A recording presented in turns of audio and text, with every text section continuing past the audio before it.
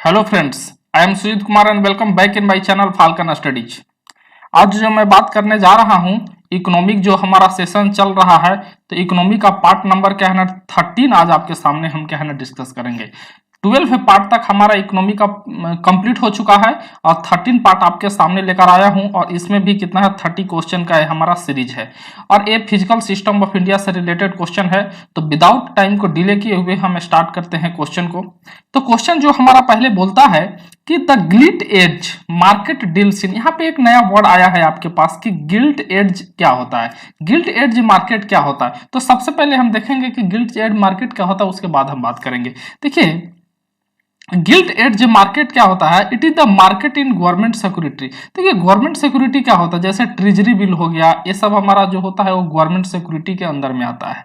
तो it is the market in government security और the security granted as both principal and interest by the government. मतलब जो भी security government के द्वारा जो एक तरीके से गारंटी दिया जाता है गवर्नमेंट के द्वारा, उसको हम वो सब जो सिक्योरिटी जो होता है एक गिल्ट एज मार्केट के कैटेगरी में आता है। तो इसका जो आंसर जो होगा आपको option number C is the correct answer. Means government security जो होता है वही गिल्ट एज मार्केट के अंदर क्या होता है, डील होता है। नेक्स्ट क्वेश्चन का बात करते हैं कि how does the consumer benefit with क्या है ना वैट। कहने का मतलब वैट मतलब क्या होता है, वैल्यू एडेड टैक्स, जिसके ये हमारा एक तरीके से इनडायरेक्ट टैक्स है और इसी के जगह पे क्या है जो जीएसटी इंप्लीमेंट किया गया है। तो ये बोल रहा है कि जो कंज्यूमर जो होते हैं, मतलब जहां पे सामान मान लीजिए कि हमने कुछ भी अगर मान लीजिए कि ऑर्डर किया, तो फाइनल जो कस्टमर के पास जो डिलीवरी जा रहा है, तो वो एक कंज्यूमर उसको बेनिफिट जो वैट के साथ कैसे मिलता था। तो इसका आपका ऑप्शन है it removes tax on tax and दस रिड्यूसेस प्राइस राइज। कहने का मतलब है कि जो टैक्स पर जो टैक्स जो लगता है उसको ये क्या कर देता है, रिमूव कर देता है, जिसके कारण क्या होता था कि जो कंज्यूमर के पास क्या है ना थोड़ा सा प्राइस क्या है ना जो राइज जो होता वो हमारा क्या रिड्यूस हो जाता था। प्राइस जो राइज जो होने वाला होता है वो क्या हो जाता था, रिड्यूस हो जाता है। टैक्स ऑन टैक्स को ये रिमूव करता है। तो option A is the correct answer for this question. अगर हम नेक्स्ट बात करते हैं कि investment in public work is known as. Public work में मान लीजिए कि अगर इन्वेस्टमेंट कर रहे हैं तो उसका मतलब क्या होता है, revenue expenditure, capital expenditure, current expenditure, या हमारा क्या हो जाएगा ए और बी। तो देखिए अगर पब्लिक वर्क में अगर मान लीजिए आप इन्वेस्टमेंट करें, मतलब गांव मतलब एक तरीके से पब्लिक के लिए अगर आप इन्वेस्ट कर रहे हैं तो एक तरीके से वो आपका कैपिटल एक्सपेंडिचर है। कैपिटल एक्सपेंडिचर है, आपके पैसा का क्या है एक तरीके से एक्सपेंडिचर है, उसको कैपिटल एक्सपेंडिचर बोलते हैं। So option B is the correct answer for this question. अगर हम नेक्स्ट बात करते हैं कि the rising prices in India can be checked through, जो हमारा इंडिया में प्राइस क्या है ना राइज हो रहा है उसको हम कैसे चेक कर सकते हैं। पहला क्या, budgetary policy, monetary policy, increasing production, increasing income level.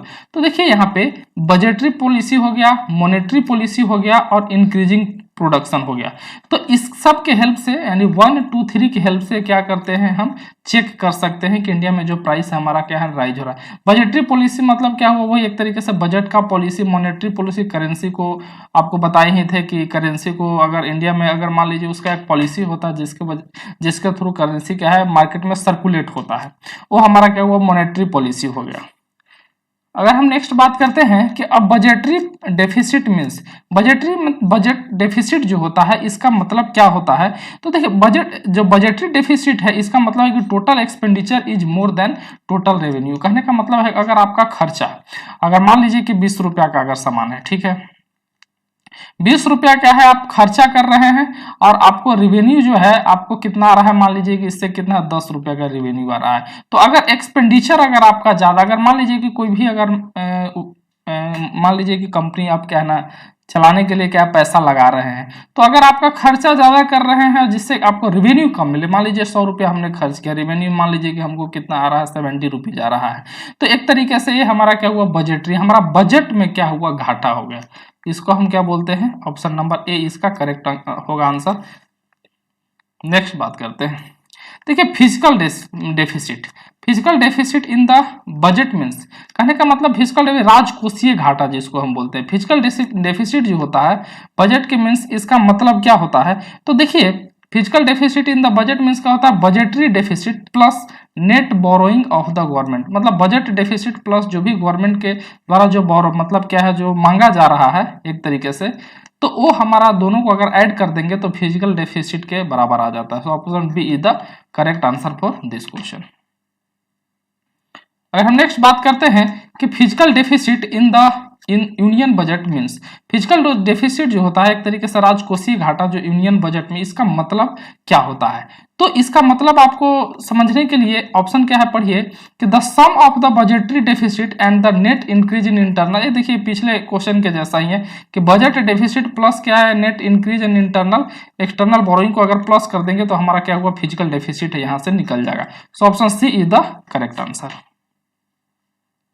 अगर हम नेक्स्ट बात करते हैं कि अमंग द स्ट्रक्चरल चेंजेस, देखिए स्ट्रक्चरल चेंजेस के बीच क्या बोल रहा है, which of the following is not wholly welcome, इसमें से कौन सा जो आपको होली वेलकम नहीं है? तो यहां से इसका आंसर याद रखिएगा कि substantial increase in the percentage contribution of the public administration and defence to GDP, एक तरीके से हमारा होली इनकम इसमें नहीं है। सो ऑप्शन डी इसका जो है हमारा करेक्ट आंसर है। अगर हम बात करते हैं कि net factor income from abroad added to GDP, ये आपको हम बहुत बार बता चुके हैं, जीडीपी और यहाँ पे क्या हो जाएगा, जीएनपी। और जीडीपी और जीएनपी में हम एक ही डिफरेंस बताए हैं आपको कि जीडीपी अगर कंट्री के अंदर जो भी हमारा क्या पैसा कमा रहे हैं ये सब जीडीपी के अंदर होगा, और जीएनपी मतलब कंट्री के अंदर तो हम कमा ही रहे हैं, और जो लोग बाहर रह रहे हैं वो बाहर से अगर कंट्री को पैसा भेज रहे हैं वो हमारा जीएनपी के में इंक्लूड होगा। तो यहाँ net factor income from abroad added to GDP, मतलब बाहर से जब जीडीपी में ऐड होता है तो इसको हम क्या बोलते हैं, GNP, gross national product. Option number A is the correct answer for this question.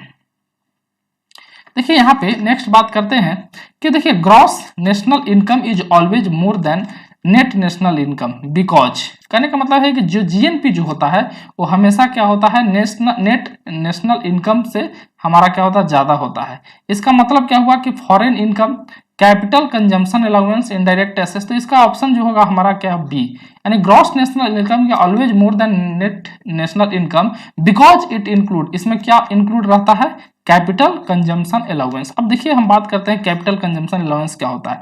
देखिए कैपिटल कंजम्पशन अलाउंस होता है is the portion of the gross domestic product, ये एक तरीके से जो जीडीपी जो है उसका ही एक पार्ट है, जो कि क्या है, which is due to depreciation, जो डिप्रेसिएशन घाटा जो होता है उसके कारण क्या है, ये आता है कैपिटल कंजम्पशन अलाउंस। तो कैपिटल कंजम्पशन अलाउंस को होने के कारण ही क्या होता है कि जीएनपी जो ग्रॉस नेशनल इनकम जो है वो ज्यादा है नेट नेशनल इनकम से। अगर हम नेक्स्ट बात करते हैं कि gross national product at market price is defined as, कहने का मतलब है कि जीएनपी जो है वो मार्केट प्राइस पे क्या डिफाइन होता है, तो जीएनपी एट क्या market price is defined as the market value of all final good, the market value of all final goods and services produced in economy taking into account net factor income from abroad। तो ये सब हमारा GNP का हम बात कर रहे हैं। ग्रॉस नेशनल प्रोडक्ट में हम बताए हैं कि अब्रोड से जो पैसा आता है प्लस क्या है कंट्री में, वो हमारा क्या हुआ, जीएनपी में कैलकुलेट होता है। So option A is the correct answer for this question. अगर हम बात करते हैं कि national income refers to, national income का मतलब क्या होता है, money value of goods and services produced in a country during a year, money value of a stock and share of a country during a year, money value of capital goods produced by a country during a year, money value of consumer goods produced by a country during a year। तो देखिए money value of goods and services produced in a country during a year, option number A is the correct answer. एक साल में जो आपका country में जो money value जो प्रोड्यूस्ड होता है उससे हम क्या करते हैं, नेशनल इनकम निकालते हैं। अगर हम बात करते हैं कि national income calculated at current prices in India has shown a tendency to rise at a faster rate, कहने का मतलब है कि जो नेशनल इनकम जो हम कैलकुलेट करते हैं करेंट प्राइस पे इंडिया में, वो क्या है, उसका एक टेंडेंसी है कि फास्टर रेट होता है, किससे, national income at constant price. देखिए कांस्टेंट प्राइस है, ये हमारा क्या हुआ, करंट प्राइस है। तो करंट प्राइस पे जो नेशनल इनकम जो कैलकुलेट होता है वो ज्यादा होता है in comparison to constant price. क्या इसका कारण क्या है, India's population has been rising fast, general price level in the economy has been rising rapidly, statically manipulation are employed by the planning, base year chosen in an abnormal year. तो इसका अगर हम correct answer का बात करें तो general price level जो है इकोनॉमी में वो क्या हो रहा है, हाईली क्या होता है, हमारा राइज रैपिडली हो रहा है, जिसके कारण से हमारा क्या हो रहा है, करंट प्राइस पे जो नेशनल इनकम जो कैलकुलेट कर रहे हैं वो हमारा ज्यादा आ रहा है। So option B is the correct answer for this question. अगर हम बात करते हैं कि the measure of workers real wage, कहने का मतलब है जो भी काम करने वाले जो वर्कर हैं उनका जो रियल वेज जो है उसका मेजरमेंट कैसे करते हैं। The change in the productivity over given time, his earning after deduction at source, his daily earning, the purchasing power of the earning. तो इसका जो आपका 14 का है जो परचेजिंग पावर ऑफ हिज क्या है ना अर्निंग, तो उनके अर्निंग से कितना मतलब प्रोडक्ट को क्या है खरीद रहे हैं, वही हमारा परचेजिंग पावर होता है। उससे हम क्या करते हैं, उस वर्कर का रियल वेज हम क्या है मेजरमेंट करते हैं। तो option number D is the correct answer. अगर हम बात करते हैं कि रियल नेशनल इनकम डिनोट्स, कहने का मतलब है कि रियल नेशनल इनकम क्या डिनोट करता है, national income at constant prices, per capita income, national income at current prices या नेट फैक्टर इनकम। तो ये बात करते हैं कि national income at constant prices, इसी को हम बोलते हैं real national income. So option A is the correct answer, option A is the correct answer. यहाँ पे देखिए आपको बता रहा है कि अंडर वीएटी, देखिए वैट तो अब है नहीं, लेकिन ये पहले का क्वेश्चन है, ये पूछ सकता है, इसलिए हम इसको ऐड किए हैं। वीएटी का मतलब क्या है, वैल्यू एडेड टैक्स। इसका मतलब क्या होता है, हम वैल्यू एडेड टैक्स। अब देखिए वैल्यू एडेड जो टैक्स जो होता है वो एक तरीके से कौन सा टैक्स है, ये हमारा एक तरीके से इनडायरेक्ट टैक्स के कैटेगरी में आता है, इनडायरेक्ट टैक्स के कैटेगरी में आता है।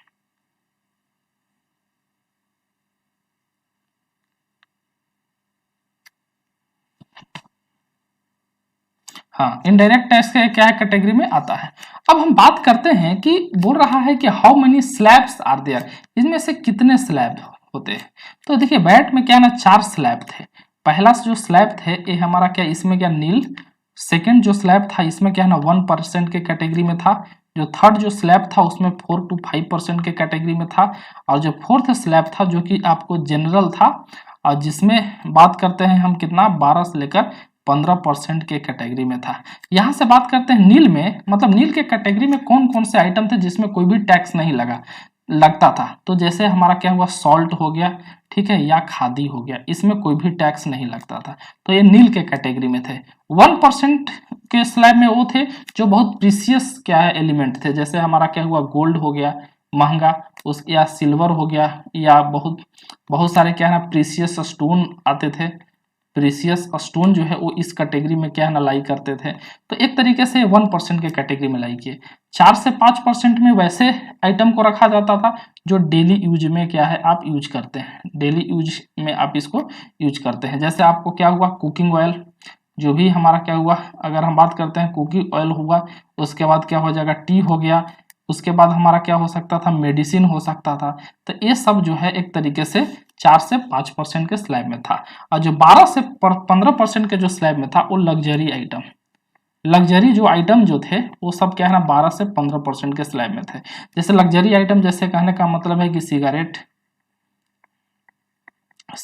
हो गया, ठीक है, और उसके बाद क्या हुआ बहुत सारे, जैसे सिगरेट हो गया, एल्कोहल हो गया, ये सब जो है वो एक तरीके से 12 से 15% के कैटेगरी में थे। तो यही वैट का क्या है ना 4 स्लैब था। सो ऑप्शन इसका क्या B is the correct answer, B जो होगा इसका करेक्ट होगा। अभी देखिए जीएसटी, तो जीएसटी है इसका भी क्या है हमारा गुड सर्विसेज एंड टैक्स, इसका भी 4 स्लैब है। पहला जो स्लैब है 5% के कैटेगरी में है, दूसरा स्लैब है वो 12% के कैटेगरी में है, तीसरा जो स्लैब है वो हमारा 18% के कैटेगरी में है, और चौथा जो स्लैब है वो आपको 28% के कैटेगरी में, यानी 5%, 12%, 18% और 28%। तो याद रखें, आपके लिए इंपॉर्टेंट है।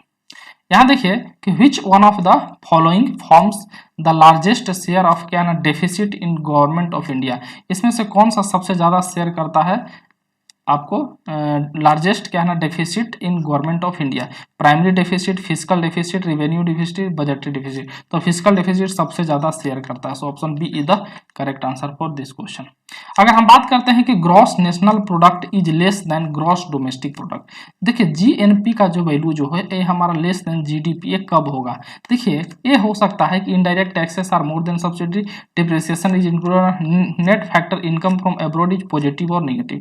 जो आपको नेट फैक्टर जो है वो अगर हमारा नेगेटिव आ गया है तो हमारा क्या होगा जीएनपी हमारा कम जाएगा। So option C is the correct answer for this question.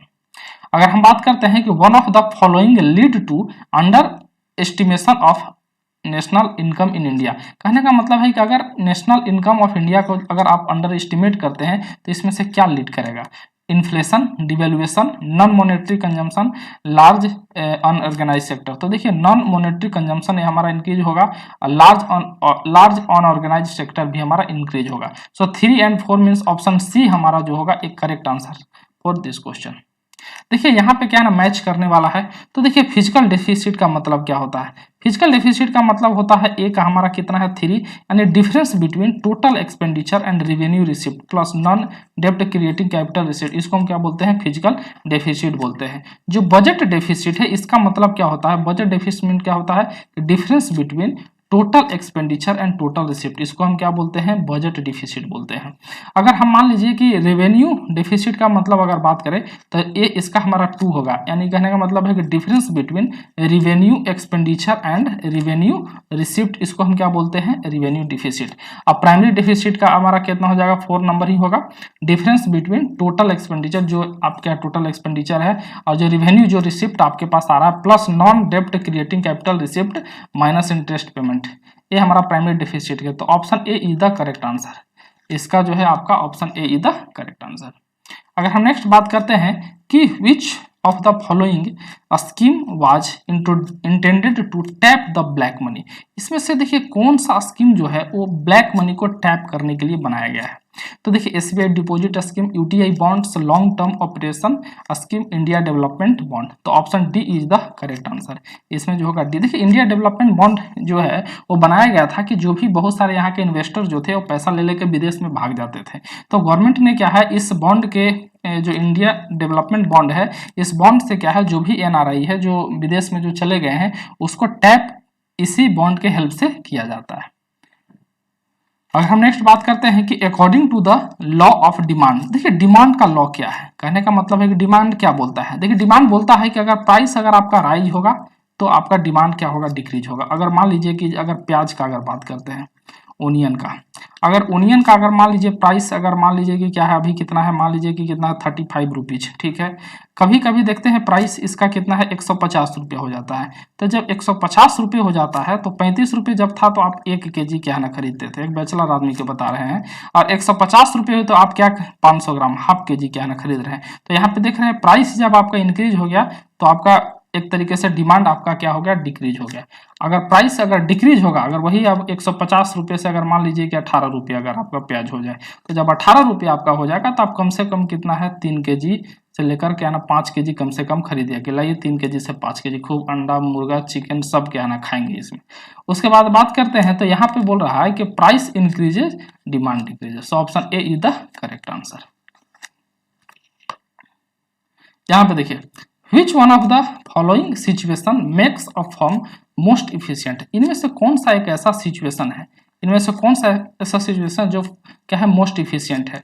Falling average cost, rising average cost, constant average cost, lowest average cost. तो ऑप्शन डी इसका देखिए एवरेज कॉस्ट जो लोएस्ट है ये ऐसा सिचुएशन जो कि क्या है हमारा मोस्ट इफिशियंट।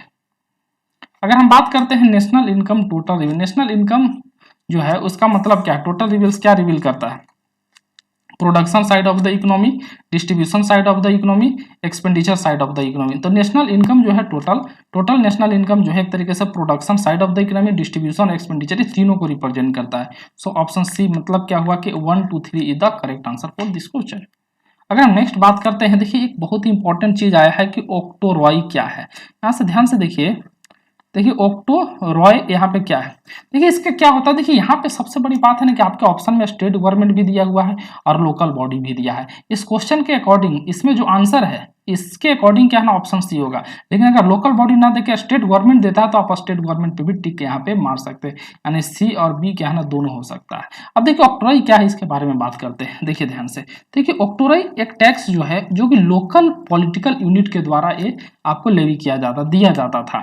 एक्चुअली ये ऑक्ट्रॉय जो होता है उसमें क्या होता है कि जो म्युनिसिपल अथॉरिटी जो होते हैं ना, शहर में जो म्युनिसिपल कॉर्पोरेशन होता है तो म्युनिसिपल जो अथॉरिटी होते हैं वो क्या होता है कुछ गुड्स का जो कैटेगरी है उस पे क्या है उनके एरिया में जब कोई भी अगर गुड्स अगर इंटर करता है, अगर मान लीजिए कि देखिए इसका मतलब क्या है कि अगर मान लीजिए कि जमशेदपुर है, जमशेदपुर में जो भी अगर दूसरे मान लीजिए कि यहाँ से वेस्ट बंगाल से जो भी प्याज आ रहा है, उस पे क्या होता है कि जो यहाँ के जो म्यूनसिपालिटी है वो टैक्स लगाते हैं, उस तरीके से उसी को क्या बोलते हैं, ऑक्ट्रॉय बोलते हैं। ये जो टैक्स जो है सबसे पहले कहाँ, इटली में ये आपको लगाया गया था, जो कि रोमन टाइम्स के में इटली में लगाया गया था। तो यहाँ से आपको देखिए एक ऑप्शन मिल रहा है लोकल पॉलिटिकल यूनिट, ठीक है, लोकल बॉडी के द्वारा। तो इसके अकॉर्डिंग क्या होना चाहिए, सी।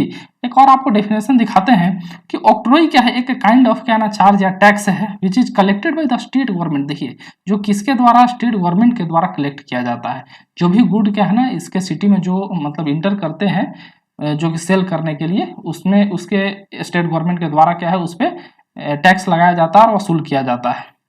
तो जो charges on the items are generally levied after the weight value and total number of goods. मान लीजिए कि क्या है, अगर एक ट्रक अगर मान लीजिए ओनियन है तो कितना उसका वेट है उस हिसाब से क्या है टैक्स लगाया जाता है, या अगर नंबर अगर के हिसाब से लगाना है तो कितना नंबर है गुड्स का उसके हिसाब से टैक्स लगाया जाता है। तो आप देखिए सी भी हो सकता है, बी भी हो सकता है, जैसा आपका ऑप्शन रहेगा आप वैसा क्या है इसको टिक कर सकते हैं। अगर यहाँ पे हम बात करते हैं कि what is meant by under writing, देखिए एक बहुत इंपॉर्टेंट वर्ड है अंडर राइटिंग। क्या होता है, the term frequently used in financial sector. देखिए अंडर राइटिंग का मतलब क्या होता है, देखिए ध्यान से, ये बहुत ही इंपॉर्टेंट टर्म है।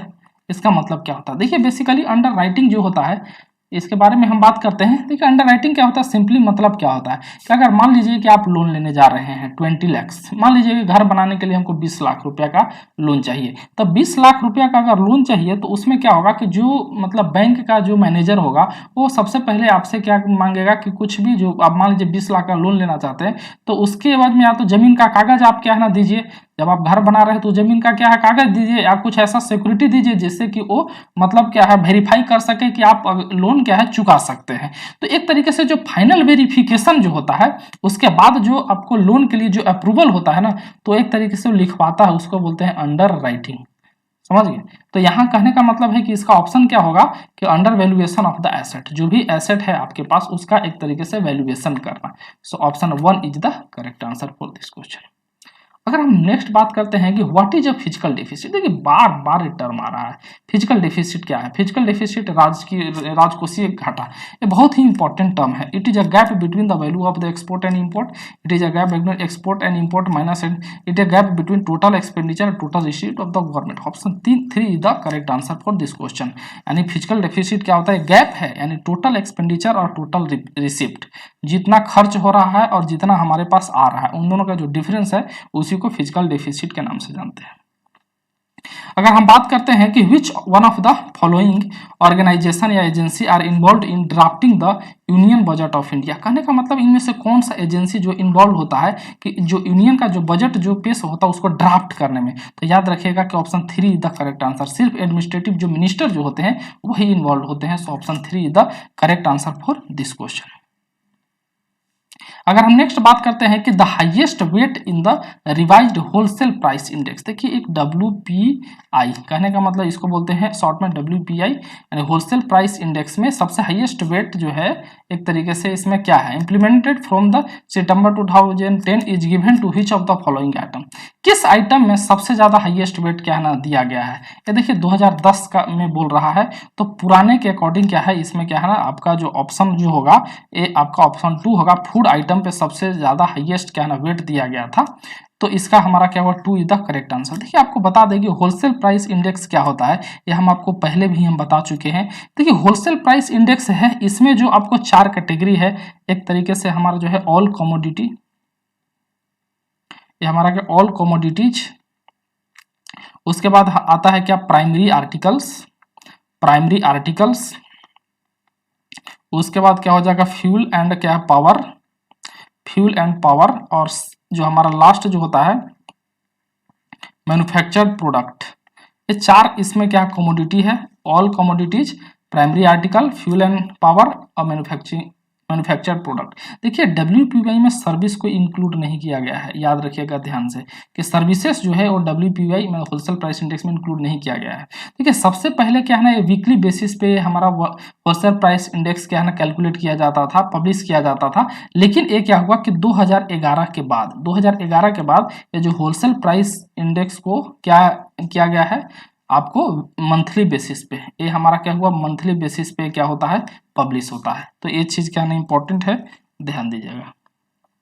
अगर हम बात करते हैं विच one of the following is the updated base for wholesale price index, कहने का मतलब है कि इसमें से कौन सा जो है जो अपडेटेड हमारा बेस है, एक तरीके से बेस ईयर होता है। तो होलसेल प्राइस इंडेक्स का बेस ईयर इसमें अपडेटेड कौन है, तो देखिए 2011 का ये हमारा क्वेश्चन है, तो उसी के हिसाब से इसका क्या है आंसर भी होगा। 2004 से लेकर 5 ये हमारा इसका करेक्ट आंसर होगा, यानी कहने का मतलब है कि ऑप्शन 3 ये हमारा क्या हुआ बेस था होलसेल प्राइस इंडेक्स का। तो दोस्तों 130 तक क्वेश्चन हम आपके साथ कंप्लीट कर दिए हैं, और फिर से हम कल फिर से क्या है ना नेक्स्ट वीडियो हम आपको नेक्स्ट लेकर आएंगे जरूर, और फिर से 30 क्वेश्चन का मेरा सीरीज रहेगा। आप जो ज्यादा से ज्यादा दोस्तों के बीच क्या है ना इसको के साथ हम विदा लेते हैं दोस्तों, मिलेंगे फिर नेक्स्ट वीडियो में, तब तक के लिए जय हिंद।